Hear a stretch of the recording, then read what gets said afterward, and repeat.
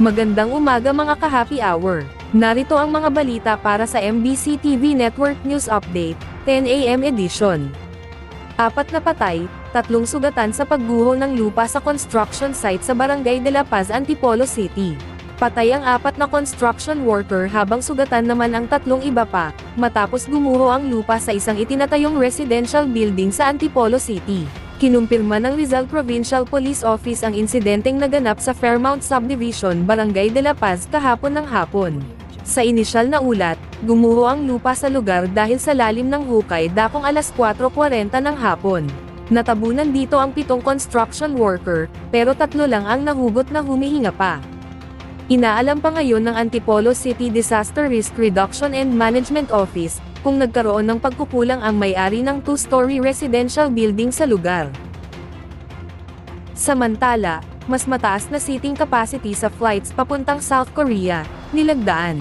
Ayon kay Transportation Secretary Jaime Bautista, tinaasan na sa 30,000 ang seating capacity sa Manila Incheon flights at pabalik mula sa dating 20,000.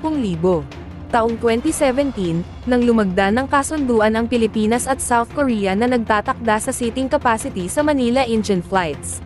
Noong taong iyon, itinakda sa 20,000 ang seats kada linggo, at hindi ito nabago sa loob na ng 7 taon. Sa datos mula sa Department of Tourism, sinabi ng DOTR na unti-unti nang nakababawi ang Pilipinas mula sa mga bisita rin nito mula sa South Korea. At yan ang mga balita para sa MBC TV Network News Update, 10 AM edition. Abangan ang mga susunod na balitaan mamaya, para sa 11 AM edition.